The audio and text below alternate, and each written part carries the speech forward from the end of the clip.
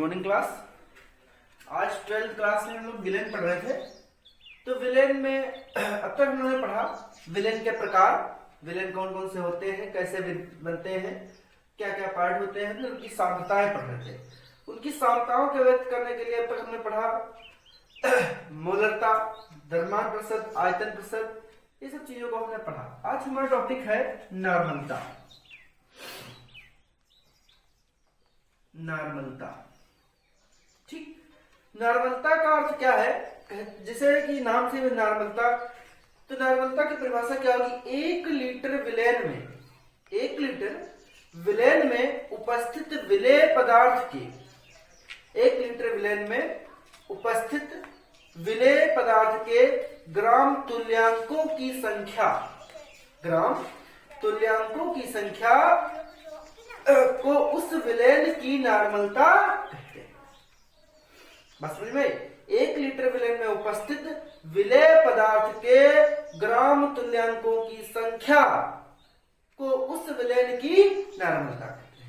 तो नॉर्मलता बराबर फार्मूला जो निकल के आएगा, फार्मूला होगा क्या?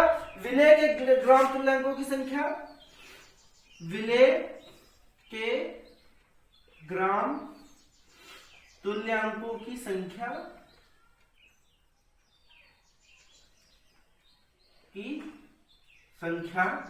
बटे विलेय के ग्राम तुल्यांकों की संख्या बटे, इसमें होगा क्या? विलेन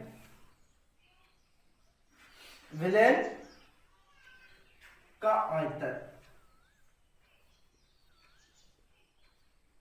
आयतन लीटर में, ठीक। अब इस फार्मूले को सही से करेंगे तो विलेय का भार होता है, तुल्यांक निकालने हैं तो W, और तुल्यांक है तो तुल्यांकी भार लेंगे। अब तक हम अणुभार लेते थे तो यहाँ पे लेंगे E बटे विलेन का आयतन होगा V। अब लिखा है लीटर में, अगर मान लो ml में होता तो क्या होता? ये नीचे आ जाता, तो W बटे E। नॉर्मलता को N से लिखते हैं, E और V अगर ml में है तो ये हो जाएगा 1000। तो ये है नॉर्मलता निकालने का फार्मूला। यहाँ पे स्मॉल w क्या है? विलेय का अणुभार, नहीं विलेय का कितने ग्राम विलेय है। W स्मॉल जो है, यहाँ पे W जो बताता है कि विलेय कितने ग्राम है, और यहाँ पे अणुभार जब क्या लिया गया है? तुल्यांकी भार। यहाँ पे हमारा क्या है? तुल्यांकी भार है, तुल्यांकी भार। तो तुल्यांकी भार निकालने के लिए हम लोग करते क्या है? तुल्यांकी भार निकालने का सीधा फार्मूला है, तुल्यांकी भार बराबर होता है अणुभार बटे संयोजकता, ठीक। इस तरह का, जैसे मान लो सल्फ्यूरिक अम्ल दिया है, तो सल्फ्यूरिक अम्ल जो है इसकी देखी जाए तो ये दो बार H+ देता है, तो इसकी संयोजकता क्या होगी? 2। तो यहां से 2H+ देता है और SO4-। तो यहाँ पे देखा जाए तो यहाँ पे क्या, जो सल्फ्यूरिक अम्ल की संयोजकता है वो 2 है। तो इस तरह हम सल्फ्यूरिक अम्ल का पहले अणुभार निकालेंगे, फिर इसको 2 से डिवाइड करेंगे तो हमें तुल्यांकी भार पता चल जाएगा। तो अणुभार से जो अणुभार को अगर हमें तुल्यांकी भार निकालना है तो उसमें करते क्या है? उसकी संयोजकता से डिवाइड कर देते हैं। उसकी संयोजकता है, अम्लता है, क्षारकता है ना, इन सब चीजों का प्रयोग करते हैं। तो ये था नॉर्मलता। अब देखते हैं इससे रिलेटेड तो क्वेश्चन देख लेते हैं। तो क्वेश्चन में दिया गया है 250 सेंटीमीटर क्यूब से सेमी नॉर्मल H2SO4 विलेन में H2SO4 की मात्रा की गणना करो। तो इसमें दिया गया है, सबसे पहले दिया गया है आयतन, V बराबर दिया गया है 250 सेंटीमीटर क्यूब, ठीक। सेमी नॉर्मल मतलब N का मान दिया है 1/2, हमने कहा सेमी का मतलब 1/2। फिर लिखा है सल्फ्यूरिक अम्ल का अणुभार, तो M बराबर निकालेंगे तो सल्फ्यूरिक अम्ल का होता है H2SO4, तो इसका हो जाएगा 2 और ये आएगा 1 होता है। इसका सल्फर का होता है 32, ऑक्सीजन 16 और 4 ऑक्सीजन है, तो 2 32 प्लस 64, तो जोड़ा जाएगा 4 4 8, ये आएगा 98। ये इसका आ गया अणुभार। अब हमने कहा था यहाँ पे हमको लेना है इक्विवेलेंट वेट, हमको लेना है इक्विवेलेंट वेट, तुल्यांकी भार लेना है। दिया क्या है, निकालना क्या है, W निकालना है, कितने ग्राम लगेगा ये हमको निकालना है। तो इसके लिए फार्मूला होता है W बराबर NeV/1000। तो सल्फ्यूरिक अम्ल की अम्लता देखी जाए तो हमने अभी बताया था कि इसको डिवाइड करेंगे तो क्या है, H2 प्लस ये आएगा 2H प्लस और SO4 माइनस में टूटता है। तो रीजन क्या है, यहाँ पे इसकी अम्लता जो है 2 है। तो इक्विवेलेंट वेट निकालेंगे तो क्या करेंगे, अणुभार बटे संयोजकता करेंगे। ठीक, अणुभार कितना है, 98 है, संयोजकता कितनी है, 2 है। तो इक्विवेलेंट वेट जो आएगा इसका E बराबर आएगा 2 चक्कू 8 2 9 18 49 आएगा। हमें इस वैल्यू को इसमें पुट करना है। तो W बराबर क्या होगा, N का मान है 1/2, E का मान है 49 और V का मान है 250 और 1 था।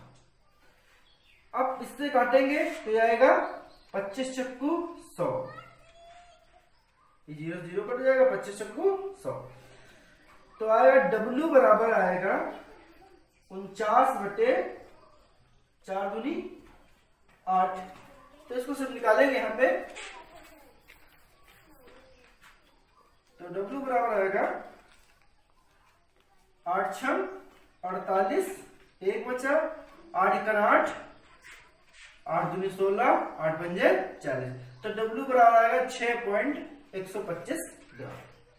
ठीक, तो ये हमारा न्यूमेरिकल था, बड़ा आसान न्यूमेरिकल था, आसानी से लगाए जा सकते हैं न्यूमेरिकल और मैक्सिमम पूछे भी जाते हैं। ठीक, इसके बाद बात कर लेते हैं अगले की कि मोलरता और नॉर्मलता। हमने 2 टॉपिक पढ़े, इन दोनों में एक संबंध होता है, उस संबंध की बात कर लेते हैं। मोलरता और नॉर्मलता में क्या संबंध है इसकी बात कर लेते हैं। तो मोलरता और नॉर्मलता में संबंध जो होता है, मोलरता और नॉर्मलता में संबंध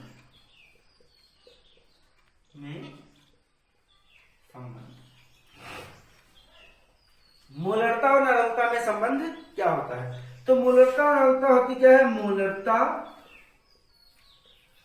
गुणे विलेय का अणुभार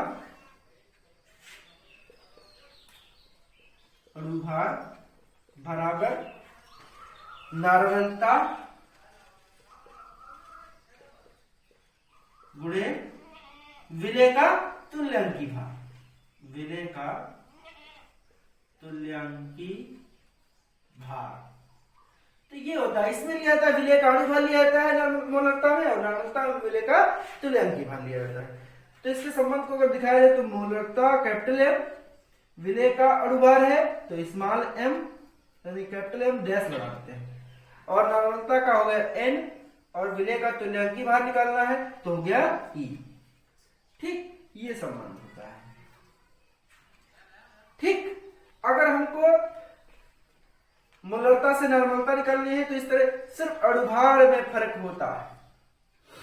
ठीक, इसमें लिया जाता है अणुभार, इसमें लिया जाता है तुल्यांकी भार। इसके बाद अगला टॉपिक हमारा है मोललता। नेक्स्ट टॉपिक है मोललता। तो मोललता होता क्या है, पहले ये देखते हैं। मोललता, तो मोललता में होता क्या है, विलायक के 1000 ग्राम, विलायक के 1000 ग्राम या 1 किलोग्राम में घुलित विलेय के मोलों की संख्या को विलयन की मोललता है। विलायक के 1000 ग्राम या 1 किलोग्राम में घुलित विलेय के मोलों की संख्या को विलयन की मोललता कहते हैं। मोललता बराबर होगा क्या, विलेय के मोलों की संख्या, विलेय के मोलों की संख्या बटे विलायक का द्रव्यमान। अब वहां पे हम विलय ले रहे थे, यहां पे सिर्फ इतना मिल रहा है, यहां पे हम विलायक ले रहे हैं, विलायक का द्रव्यमान। तो इसलिए फार्मूला क्या बनेगा इसका,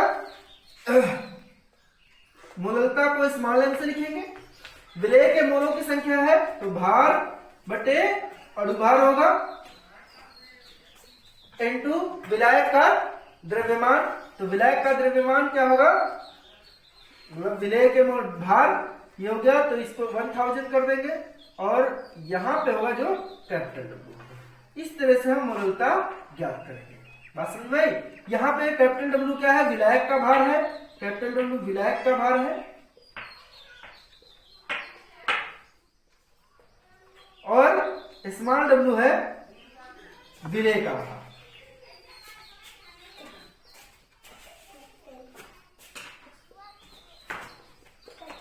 ठीक, कैपिटल डब्ल्यू है विलायक का भार, स्मॉल डब्ल्यू है विलेय का भार, और ये जो एम डैश है ये है अणुभार।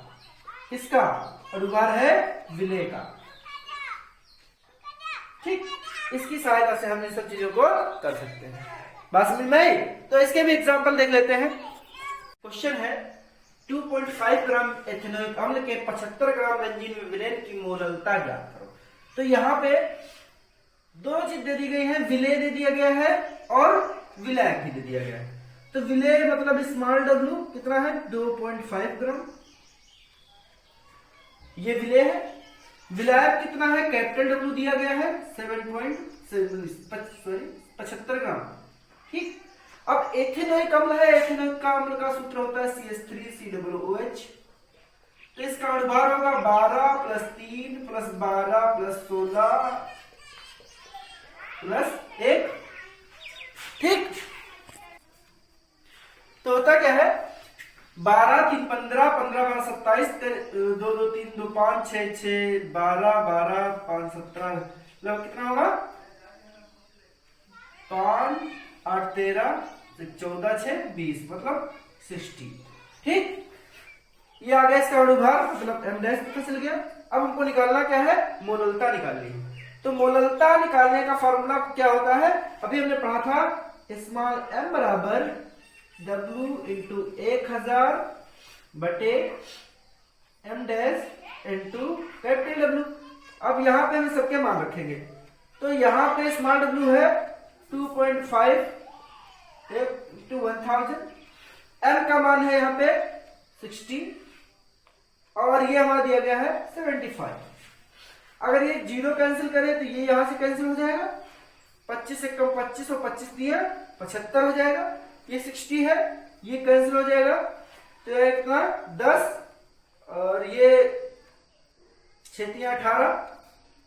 तो स्मॉल एम बराबर होगा 18 बटे नहीं 5, ये बचा 10 और ये 6 × 18 10 बटे 18। इसको हम सॉल्व करेंगे जब, तो ये है कितना 10 बटे 18 सॉल्व करेंगे, 18 से भाग करेंगे 10 को तो ये आएगा 10 लगाएंगे 0 18 पंचे 90, 1 बचा 0, फिर 0 बढ़ाया तो 18 पंचे 90। करीब इस तरह कटता रहेगा, पूरा पूरा कटेगा नहीं। तो बार बार वही डिजिट आती रहेगी, m बराबर 5 0.555। तो इसको एक बार लिखने के लिए क्या करेंगे, जो 5 से ऊपर होता है तो इसमें बढ़ा देते हैं 5 6। ठीक, तो ये हमारा ये आएगा मोल प्रति केजी। ठीक, ये हमारा आ गया आंसर। ठीक, तो इस तरह हमें ज्ञात हो गई मोललता। ठीक, इस तरह से आगे प्रैक्टिस करना। गुड बाय क्लास, मिलते हैं नेक्स्ट क्लास में।